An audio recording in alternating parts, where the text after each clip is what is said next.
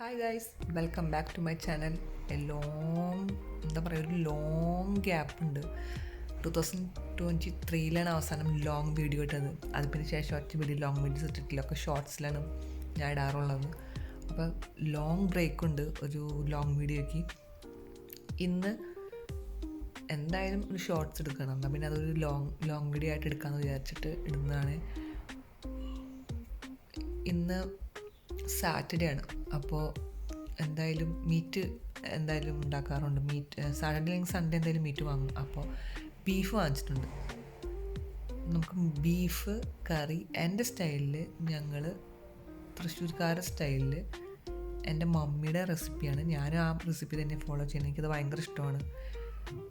അപ്പോൾ അങ്ങനെ നമുക്ക് ബീഫ് ഉണ്ടാക്കാം. അപ്പോൾ നമുക്ക് നേരെ വീട്ടിലോട്ട് പോകാം. ഓക്കേ. അപ്പോൾ ബീഫ് നല്ല ബീഫാണ്. അത് മുറിച്ച് വൃത്തിയാക്കി കഴുകി വെച്ചിട്ടുണ്ട്. ഇനി നമുക്കിതിലേക്ക് ആഡ് ചെയ്യേണ്ട കുറച്ച് കാര്യങ്ങളുണ്ട്. ബീഫിന് വേണ്ടിയിട്ട് നമുക്കിതിൽ കുറച്ച് കാര്യങ്ങൾ ആഡ് ചെയ്യാനുണ്ടല്ലോ. അതിന് വേണ്ടിയിട്ടുള്ള സബോള, വെളുത്തുള്ളി, ഇഞ്ചി, പച്ചമുളക് വേണ്ട കാര്യങ്ങളൊക്കെ എടുത്ത് വെച്ചിട്ടുണ്ട്. പിന്നെ അതിന് മുമ്പ് മസാല വറക്കണം. എനിക്ക് എപ്പോഴും മസാല വറുത്തിടുന്നതാണ് ഇഷ്ടം.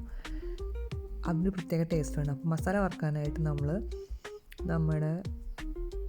സാധാരണ നമ്മൾ യൂസ് ചെയ്യുന്ന മസാലകൾ, മഞ്ഞൾ ആവശ്യത്തിന് ഞാൻ 1 കിലോ ബീഫാണ് എടുത്തിരിക്കുന്നത്. അപ്പോൾ അതിന് മഞ്ഞൾ ആവശ്യത്തിന്, മുളക് പൊടി, അതേപോലെ മല്ലിപ്പൊടി. ഗരം മസാല ഞാൻ വറക്കില്ല, നേരിട്ട് കറിയിലോട്ട് ഇടുകയുള്ളൂ. അപ്പോൾ ഇനി മല്ലിപ്പൊടിയും കൂടി ഇട്ടിട്ട് നമുക്ക് വറുത്തെടുക്കാം.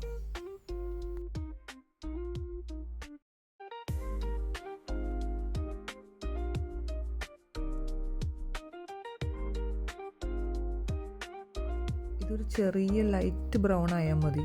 ജസ്റ്റ് ഒന്ന് ചൂടായി കിട്ടിയാൽ മതി. കരിഞ്ഞു പോകരുത്, പ്രത്യേകം ശ്രദ്ധിക്കണം നമ്മൾ. അതുപോലെ അതിലേക്കുള്ള സബോള, പച്ചമുളക് ഒക്കെ അരിഞ്ഞ് വെച്ചിട്ടുണ്ട്. പക്ഷേ വെളുത്തുള്ളിയും ഇഞ്ചിയും ചതച്ചെടുക്കണം. ചതച്ച് ചേർക്കുമ്പോൾ പ്രത്യേക ടേസ്റ്റാണ്. ഇത് നമ്മൾ നേരത്തെ വറുത്ത് വെച്ച മസാല. ഇനി നമ്മൾ ഇടിക്കുന്ന ഇടിക്കല്ല്, ഇതെൻ്റെ വുഡൻ്റെ ഞാൻ യൂസ് ചെയ്യുന്നത്. അതിൽ ഇഞ്ചി ആദ്യം ചതക്കുന്ന ഇഞ്ചിയാണ്. അപ്പോൾ ഇഞ്ചി ചതച്ച് കുറച്ച് അതിൽ ചേർക്കുക. കുറച്ച് നമ്മൾ കാച്ചുമ്പോൾ നമുക്ക് ചേർക്കാൻ മാറ്റി വയ്ക്കണം. കുറച്ച് ഇഞ്ചി അതിലോട്ട് ചേർക്കുക. അതുപോലെ തന്നെ വെളുത്തുള്ളി ചതച്ച് നമുക്ക് ഇഞ്ചിയും ചതയ്ക്കാം. എനിക്ക് 2.5 മാസത്തെ കുഞ്ഞുണ്ട്. ആ കുഞ്ഞിൻ്റെ സൗണ്ടിനിടയ്ക്ക് കേട്ടത് കേട്ടോ. മോൻ കരയായിരുന്നു, ഉറങ്ങുമായിരുന്നു. പെട്ടെന്ന് തന്നെ ആൾ ഉറക്കത്തിൽ കരഞ്ഞതാണ്. അപ്പോൾ ഇടയ്ക്ക് ആ സൗണ്ടും വരാൻ സാധ്യതയുണ്ട്. അപ്പോൾ നമ്മൾ ചതച്ച് വെച്ച ഇഞ്ചിയും വെളുത്തുള്ളിയും അതിലിടുക. എന്നിട്ട് ഇനി നേരത്തെ വറുത്ത് വെച്ച മസാലയില്ലേ, അതിൻ്റെ പകുതി ഈ ഇറച്ചിയിലോട്ട് ചേർക്കുക.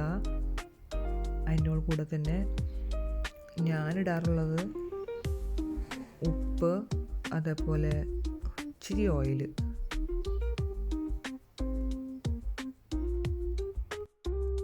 ചൊറുക്ക് യൂസ് ചെയ്യാറുണ്ട്. ഇപ്പം ഞാൻ ചൊറുക്ക് ചേർക്കുന്നില്ല. ഇത് ഗരം മസാലയാണ്. ഗരം മസാല വറുക്കാറില്ല, കാരണം വറുത്ത് പൊടിക്കുന്ന ഗരം മസാലയല്ല. അപ്പോൾ അത് വറുക്കാറില്ല, നേരിട്ട് ഇറച്ചിയിലോട്ട് ഇടുക ചെയ്യാറ്.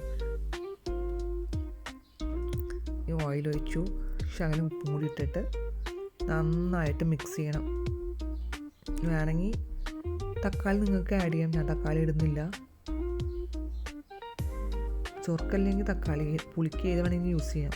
ലെമൺ യൂസ് ചെയ്യുന്നവരുണ്ട്. ഞാൻ എന്തായാലും അത് ചേർക്കുന്നില്ല. ഇതെല്ലാം ചേർത്ത്, ഇത് കുറച്ച് ഉലുവപ്പൊടിയാണ് കേട്ടോ, ശകലം. പിന്നെ മീറ്റ് മസാല ചേർക്കുന്നവർക്ക് ചേർക്കാം. ഞാൻ എന്തായാലും ഇപ്പോൾ ചേർക്കുന്നില്ല, ഇത് കഴിഞ്ഞിട്ട് ചേർക്കുന്നുണ്ട്. ഇപ്പം ഞാൻ ഇട്ടത് സിനമൺ പൗഡറില്ലേ, അതാണ് ശകലം. പട്ടയുടെ പൊടി. ഇതെല്ലാം ഇട്ടിട്ട് നന്നായിട്ടൊന്ന് മിക്സ് ചെയ്യാം. നന്നായിട്ട് മിക്സ് ചെയ്ത് ഇച്ചിരി സബോളയും കൂടി മിക്സ് ചെയ്തിട്ട് നമുക്ക് കുക്കറിൽ വേവിക്കാൻ വയ്ക്കാം.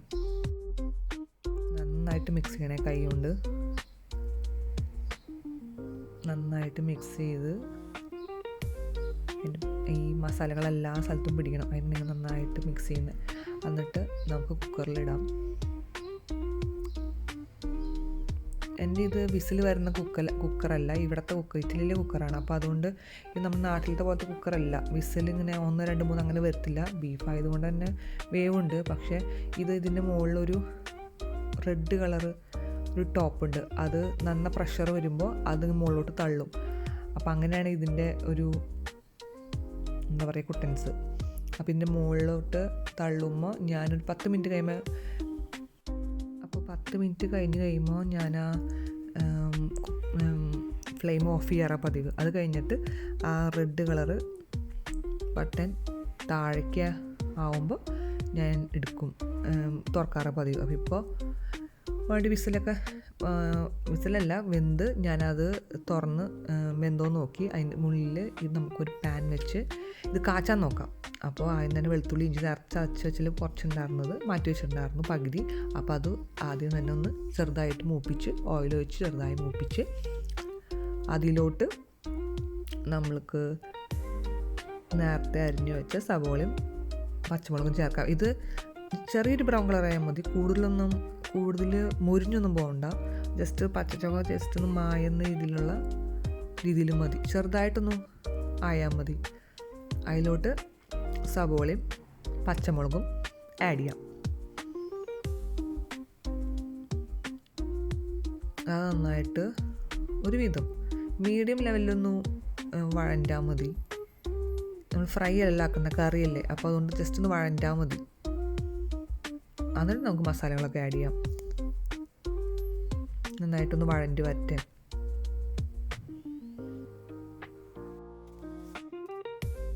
അതിലോട്ട് നമ്മുടെ കറിവേപ്പില ഉണക്കി വെച്ചാണ് നമ്മുടെ നാട്ടിൽ നിന്ന് ഉണക്കി കൊണ്ടുവന്ന കറിവേപ്പിലയാണ്. അത് കുറച്ചിട്ട് കൊടുത്തു.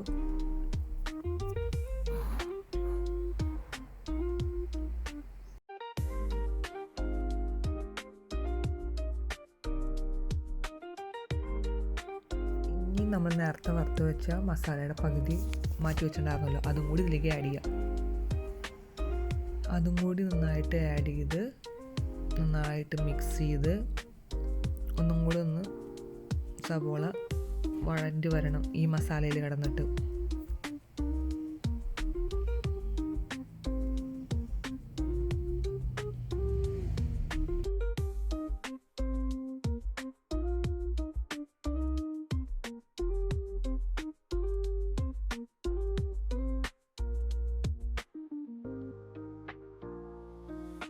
നമ്മുടെ മസാല എന്താ പറയുക മീറ്റ് മസാല പൗഡർ നമ്മൾ പാക്കറ്റിൽ വരുന്നില്ലേ, അത് ഒരു ശകലം ആഡ് ചെയ്തതാണ് ഫ്ലേവറിന് മാത്രം. നമ്മുടെ ഗരം മസാല നമ്മൾ വറുക്കുന്നുണ്ടെങ്കിൽ അത് മതി, പക്ഷേ ഇത് കുറച്ച് ഫ്ലേവറിന് എപ്പോഴും ആഡ് ചെയ്യാറുണ്ട്.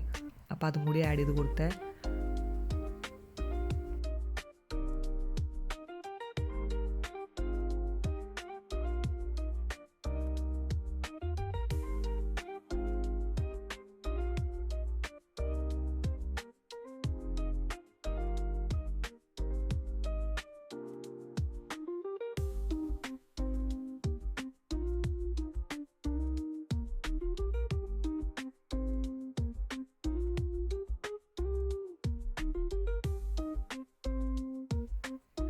ഇനി നമ്മുടെ ബീഫ് നേരത്തെ വേവിച്ച് വെച്ച് കുക്കറിൽ വേവിച്ച് വെച്ച ബീഫ് കറക്റ്റ് വേവാണ്. അപ്പോൾ അതും കൂടി ഇതിലോട്ട് ആഡ് ചെയ്ത് നന്നായി ഒന്ന് വഴണ്ട് ചെറുതായിട്ടൊന്ന് കുറുകി വരണം. അതുവരെ നന്നായിട്ടൊന്ന് മിക്സ് ചെയ്ത് ലോ ഫ്ലെയിമിലിട്ട് വേവിക്കുക.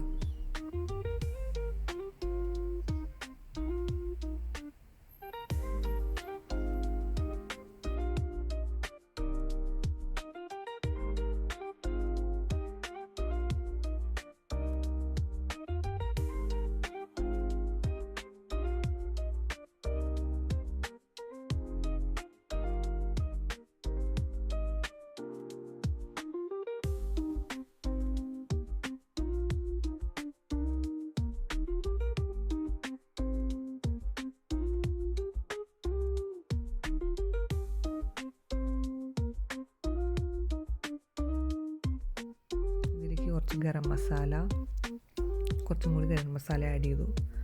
അവസാനത്തെ മിനുക്ക് പണി രീതിയിലുള്ള കുറച്ച് ഗരം മസാല നമ്മൾ ഫ്ലെയിം ഓഫ് ചെയ്യുന്നതിന് മുമ്പ് ഇടേണ്ടതാണ് ഗരം മസാല. പ്രത്യേക ഒരു ഫ്ലേവറാണ് ആ സമയത്ത് നമ്മൾ ഗരം മസാല ഇടുമ്പോൾ. മുമ്പ് ഇട്ടിട്ടുണ്ട്, പക്ഷെ അത് കഴിഞ്ഞ് നമ്മൾ അവസാനം കറി ഓഫ് ചെയ്യുന്നതിന് മുമ്പ് ഗരം മസാല ഇടുന്നൊരു പ്രത്യേക ടേസ്റ്റ് തന്നെയാണ് കറിക്ക്. അത് കഴിഞ്ഞ് കുറച്ച് മല്ലിയിലയും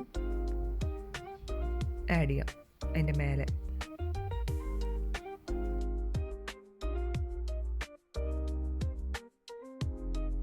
മല്ലിയിലയും കൂടി ആഡ് ചെയ്ത് കഴിഞ്ഞ് കഴിയുമ്പോൾ നമുക്ക് ഫ്ലെയിം ഓഫ് ആക്കാം. അതൊന്ന് ഫുള്ളായിട്ടൊന്ന് മിക്സ് ചെയ്യാം. അപ്പം നമ്മുടെ ഈസി ടേസ്റ്റി ബീഫ് കറി റെഡി.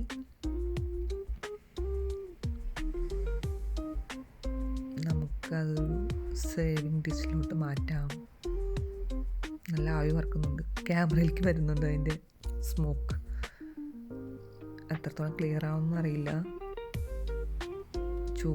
നല്ല ചൂട് ബീഫ് കറി